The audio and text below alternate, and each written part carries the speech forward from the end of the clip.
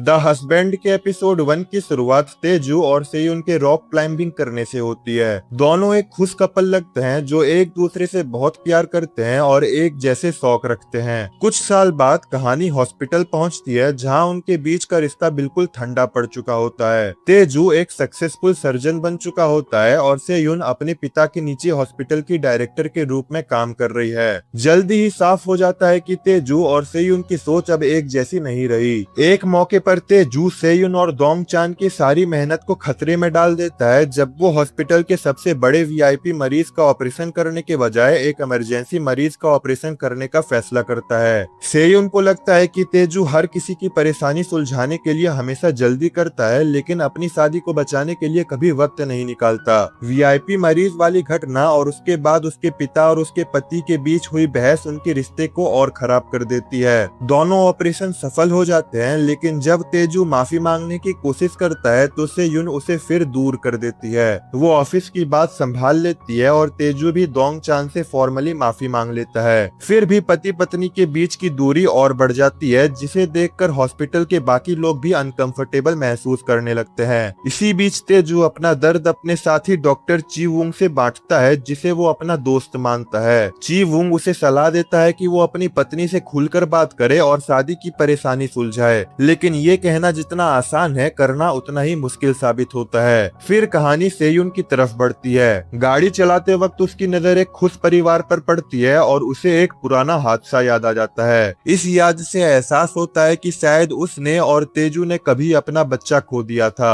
चीवुंग की सलाह मानकर तेजू घर पर सेयुन के साथ घर का बना खाना खाने की कोशिश करता है, लेकिन सेयुन उसे फिर ठुकरा देती है और उनकी शादी की बुरी हालात के लिए उसी को दोष देती है। हर तरफ से घिरा हुआ तेजू तलाक मांग लेता है लेकिन सेयुन साफ मना कर देती है। अगले दिन तेजू के क्लिनिकल ट्रायल प्रोजेक्ट की सफलता की खुशी में एक पार्टी रखी जाती है। वहाँ तेजू चीवुंग को बताता है कि उसकी सेयुन से हुई बात का क्या नतीजा निकला। चीवुंग पूछता है कि अगर तलाक हो गया तो उसका अगला कदम क्या होगा। पार्टी में एक फीमेल डॉक्टर म्यूंग जी जो तेजू को पसंद करती है उसे बधाई देती है। तभी सेयुन बीच में आ जाती है, झगड़ा शुरू कर देती है और सबके सामने तेजू के तलाक मांगने की बात जोर से कह देती है। सबके सामने तमाशा ना हो इसलिए तेजू वहाँ से निकलकर अपने माँ बाप के घर चला जाता है। उसकी माँ एक रेस्टोरेंट चलाती है और उसे देखकर बहुत खुश होती है। वो सेयुन के लिए खाना बांध कर देती है और तेजू से हमेशा अपनी पत्नी का ख्याल रखने की विनती करती है। बाद में तेजू अपने बड़े भाई तेयोंग के साथ बैठकर शराब पीता है और अपनी शादी की परेशानी उसे बताता है। रात को घर लौटते वक्त तेजू एक ड्राइवर को बुलाता है जो बहुत जल्दी आ जाता है। दोनों सुरक्षित घर पहुंच जाते हैं और तेजू अपने कमरे में जाकर सो जाता है, लेकिन इसी दौरान कोई सेयुन के कमरे में घुसकर उसे नींद से जगा देता है। अगली सुबह तेजू उठकर हमेशा की तरह काम के लिए तैयार हो जाता है। हॉस्पिटल जाते वक्त उसे पिछली रात वाले ड्राइवर का फोन आता है। ड्राइवर कहता है कि तेजू ने जो काम दिया था उसके बदले उसे पैसे चाहिए। तेजू उसे पागल समझकर फोन काट देता है। हॉस्पिटल पहुंचने पर ची वुंग पूछता है कि सेयुन एसोसिएशन के प्रेसिडेंट के साथ जरूरी गोल्फ मीटिंग में क्यों नहीं आई। तब तेजू को एहसास होने लगता है कि कुछ गड़बड़ है। वो सेयुन को फोन करता है लेकिन फोन ड्राइवर उठाता है। ड्राइवर नाराज होकर कहता है कि तेजू ऐसा क्यों दिखा रहा है जैसे उसे कुछ पता ही नहीं। किडनैपर तेजू को एक वीडियो भेजता है जिसमें नशे की हालात में तेजू उस ड्राइवर से सेयुन को रास्ते से हटा देने की बात करता दिख रहा होता है। वीडियो के साथ वो तेजू को 3 घंटे के अंदर 1 बिलियन वॉन लाकर देने का हुक्म देता है। वो कहता है कि क्योंकि तेजू ने अपना इरादा बदल लिया है इसलिए दाम भी बढ़ गया है। साथ ही वो धमकी देता है कि अगर पुलिस को खबर दी तो सेयुन को मार दिया जाएगा। जैसे उम्मीद थी तेजू सबसे पहले ये पता लगाने की कोशिश करता है कि पिछली रात उसे घर कौन छोड़कर गया था, लेकिन उस गाड़ी के डैश कैम का मेमोरी कार्ड गायब होता है और ड्राइवर की कंपनी कहती है कि जब उन्होंने उसे कांटेक्ट करने की कोशिश की तब उसने फोन ही नहीं उठाया। इसी दौरान किडनैपर सेयुन का फोन और उसकी गाड़ी एक झील में फेंक देता है। दूसरी तरफ तेजू पुलिस के पास जाने की कोशिश करता है लेकिन तभी उसके पास वीडियो कॉल आती है जिसमें सेयुन को पानी से तड़पाया जा रहा होता है। ड्राइवर उसे फिर नियम याद दिलाता है और मिलने के समय 3 घंटे से घटाकर सिर्फ 1 घंटे का कर देता है। घबराया हुआ तेजू अपने फादर इन लॉ से कांटेक्ट करने की कोशिश करता है लेकिन बात नहीं हो पाती। दोंग चान ऑपरेशन में व्यस्त होता है और उसकी पत्नी भी फोन नहीं उठाती, इसलिए तेजू बैंक जाकर अपने खाते के 80 मिलियन वॉन निकाल लेता है। वो तुरंत लोन लेने की कोशिश करता है, लेकिन मैनेजर बताता है कि उसमें 2 हफ्ते लगेंगे। एक पल के लिए तेजू का मन करता है कि वो मैनेजर को नुकसान पहुंचाए। फिर कहानी में तेजू ड्राइवर के अगले फोन का इंतजार करता दिखता है ताकि उसे आगे की जगह बताई जा सके। जैसे ही उसे मिलने की जगह बताई जाती है, वो पूरी रफ्तार से वहां निकल पड़ता है। रास्ते में उसकी गाड़ी एक मोटरसाइकिल से टकरा जाती है। जब वो मोटरसाइकिल वाले की हालत देखने के लिए गाड़ी से बाहर निकलता है, तब उसे पता चलता है कि वही आदमी किडनैपर है। जैसे ही तेजू उसके पास पहुंचता है, किडनैपर तुरंत उसे टेजर से बिजली का झटका देकर गिरा देता है। इसी के साथ ये एपिसोड यहाँ पर खत्म होता है। ये एपिसोड आपको कैसा लगा कमेंट करके बताइए। वीडियो पसंद आया है तो लाइक करें, चैनल पे नए हो तो सब्सक्राइब करें। Thank you so much for watching.